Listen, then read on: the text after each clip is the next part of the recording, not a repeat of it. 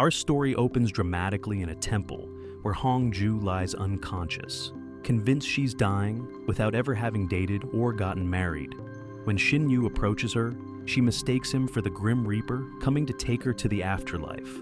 But he's very much alive, just there to photograph her for reasons we'll discover later. The narrative jumps back 6 months to show us how everything began. Hong-ju works as a civil servant at a construction site where protesters have gathered, creating chaos. She tries maintaining order, but tragedy strikes when a man named Deo jumps from a building. He was wearing a helmet and safety gear, believing he'd only break some bones and collect insurance money for his daughter's surgery. Instead, he falls on a cutter and dies instantly. This heartbreaking incident sets our entire story in motion.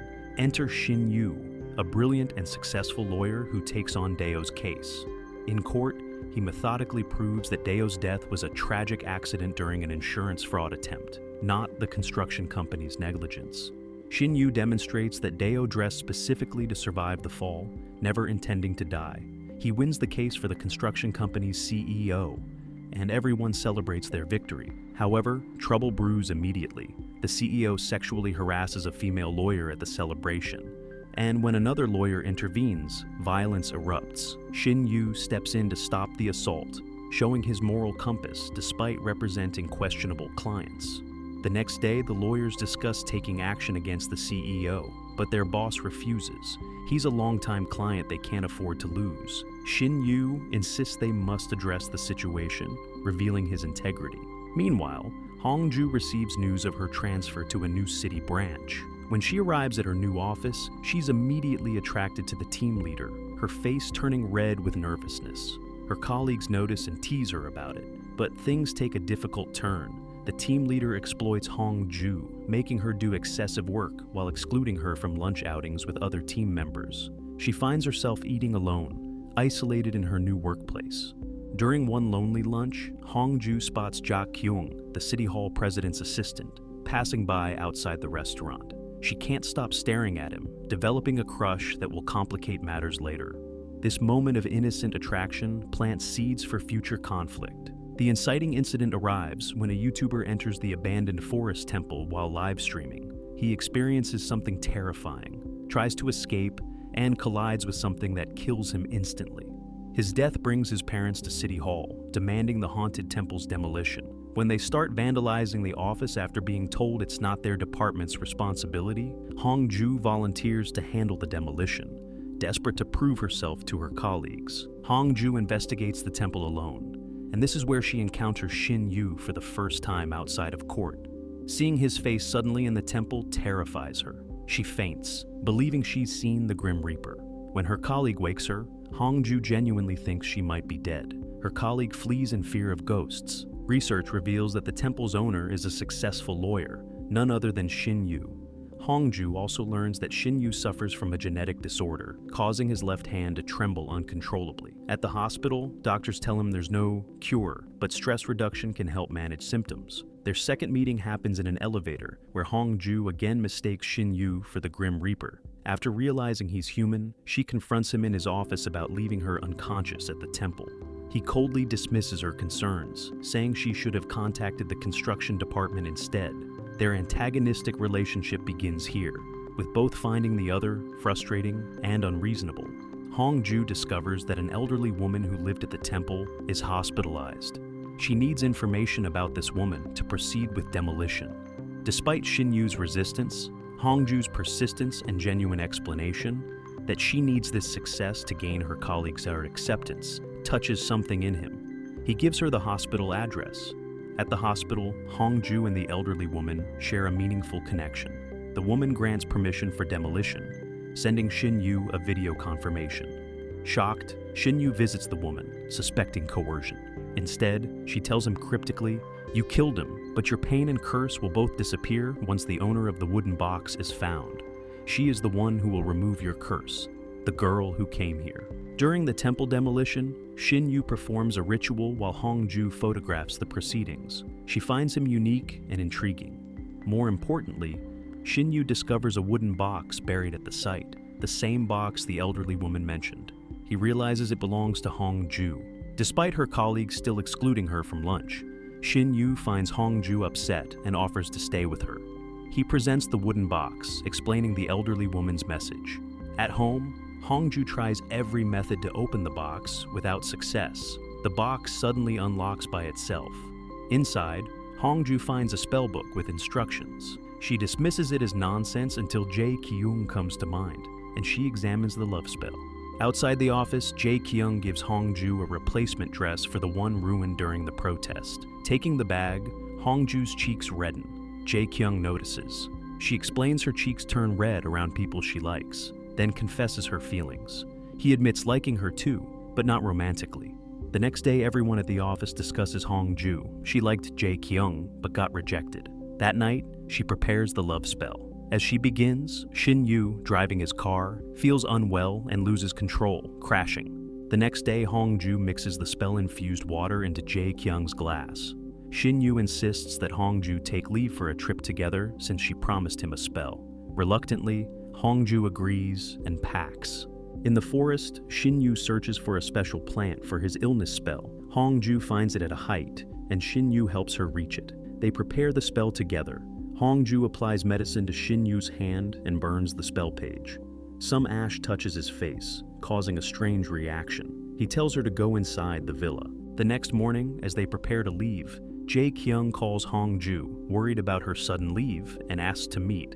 Hong-ju tells Shin-yu the love spell is working. Hong-ju meets Jae-kyung for dinner. Shin-yu sees them together, feeling jealous. He wants to approach, but returns to City Hall instead.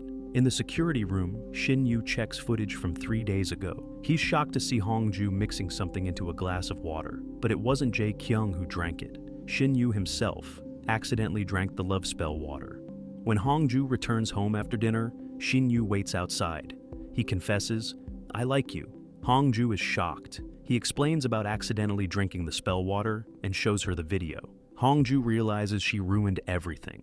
This spell can only be performed once. Remembering Jae-kyung's words about seeming good outside, but not inside, and wanting Hong-ju to meet someone perfect, Hong-ju feels conflicted. Hong-ju takes Shin-yu to the temple woman. Both want to ask something. The woman agrees to see them separately. Shin-yu goes first, explaining that Hong-ju made a love spell, but he accidentally drank it.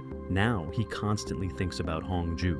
Can this spell be broken? The woman says only the wooden box owner can break the spell. Shin-yu says Hong-ju doesn't even know how. The woman replies that there's no solution then. The woman tells Hong-ju she'll meet her father at the seaside and explains how to break the spell. They arrive at the seaside. She cries. Getting up, she looks at Shin-yu. He says he found his answer. They cannot deny their destiny, they must accept it. As Hong-ju walks away, he asks if she's leaving her destiny behind. She says he's not her destiny. Does he want to become it? He says no. She agrees, then they must go against their destiny. On the way, Shin-yu asks her to stop. They sit outside. He asks why she likes Jae-kyung more than him. She claims they're both alike. Shin-yu disagrees, they're different. She's clumsy. Jae-kyung is one thing outside, something else inside. He's the same inside and out. Hong-ju asks if he's free on a specific date. There's a spell in the book that might break the love spell. Shin-yu asks if she's developed feelings for him. She denies it. He says when drunk, his heart wants to kiss the person in front of him and leans closer. Hong-ju packs for the trip with Shin-yu to perform the spell. They arrive at the spell location with bodyguards. Returning to perform the spell, Shin-yu still doesn't want to proceed. Hong-ju insists, otherwise they must wait another month. This will keep going. He'll keep liking her, she'll keep liking Jae-kyung, and Na-yeon will keep liking him. They complete the spell. Hong-ju gives him paper to keep with him. When Shin-yu opens the paper, he's shocked. Outside Hong-ju's house, he says this feeling can't be ignored anymore. He shows her the paper. She wrote something else, ruining the entire spell. She explains he said he liked her, but he was drunk, so she didn't take it seriously. Shin-yu confirms, yes, don't take them seriously. Jae-kyung arrives, questioning why everything isn't over as Hong-ju claimed. Jae-kyung confronts Shin-yu about pursuing Hong-ju despite having a fiancé. Hong-ju explains everything about the spell water that made Shin-yu fall for her. Jae-kyung challenges them to perform another spell. If it fails, Shin-yu must stop pursuing Hong-ju. Hong-ju performs a beauty spell. Shin-yu notices she looks prettier. Jae-kyung sees no change. Later, Hongju tells Jae-kyung about Shin-yu's illness over drinks. Shin-yu visits his doctor about strange dreams of Hongju's childhood. The doctor reveals it's a neural problem, not the spell. Shin-yu confronts Hongju, saying his feelings weren't from any spell, but a medical condition. Hurt, Hongju leaves. At work, they discover Hongju saved Shin-yu's number as Grunt, and he saved hers as Civil Service Haunted House. She demands he change it to her real name. Na-yeon posts a video with Shin-yu, making them look like the perfect couple. When Shin-yu shows concern for Hongju, she tells him to stop using excuses to contact her. Na-yeon later slaps Hongju, accusing her of seducing Shin-yu. Hongju confronts Shin-yu about the slap. In response, he kisses her. She pushes him away, asking if he broke up with Na-yeon. He doesn't know. She calls him out for playing with her feelings. Hongju tells Na-yeon everything except the kiss. She then tells Shin-yu she informed Na-yeon about the spell situation. Shin-yu takes the wooden box to the temple woman, saying he can't return it to Hongju. The woman insists they cannot deny destiny. When Hongju calls about the box, they discover they must return it to its original location, or something bad will happen. At the temple site, the box falls open, revealing not just the spellbook, but a black magic book. Nearby, they find a large doll with nails stuck in it, wearing Hongju's missing dress, with Shin-yu's name written on it. They go on a fake date to catch whoever's following them. Hongju opens up about losing both parents. At a bridge, she helps Shin-yu overcome his fear of heights. She tells him not to look at her in ways that confuse her. She won't take someone else's boyfriend. Shin-yu falls ill and is hospitalized with his family and Na-yeon. Hongju messages him. When he's better, they meet outside the hospital. She mentions a heart-calming spell that might help him. A flower vendor has been secretly photographing them, sending pictures to Na-yeon. Hongju performs a spell from the black magic book. At an event, Shin-yu appears and hugs Hongju, saying, "I love you." Flashback: young Mu-jin, Shin-yu's past life, loses his mother. A girl named An-cho, Hongju's past life, helps him find his mother's farewell letter. They grow close over the years. Mu-jin promises An-cho a destiny filled with love. In the present, Shin-yu hugs Hongju, feeling as if they've known each other for ages. He breaks up with Na-yeon, telling her his feelings for Hongju are too strong to control. Jae-kyung knocks flowers from Shin-yu's hands, saying he has no right to give them to Hongju. Na-yeon drunkenly insists they're still together, their wedding date set. When Shin-yu picks her up, he warns her not to meet or speak to Hongju again.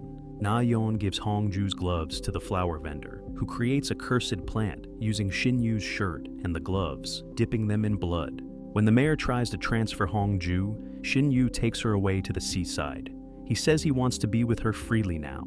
As they kiss, Shin-yu feels the red hand and pushes Hongju away. They watch the sunrise together. Shin-yu takes Hongju to his house for a getaway. They sleep in the same bed. The next morning, they watch the sunrise where she used to go with her father. As Jae-kyung appears, they all have breakfast together. Hongju finds a spell to calm Shin-yu's heart. They video call, with Shin-yu admitting he wants to stay with her. At work, Shin-yu receives the cursed plant. Meanwhile, someone posts viral photos of Hongju with Jae-kyung. The flower vendor's wife went missing in a ravine. When Hongju checks the location, he pushes her in. Shin-yu finds and rescues her.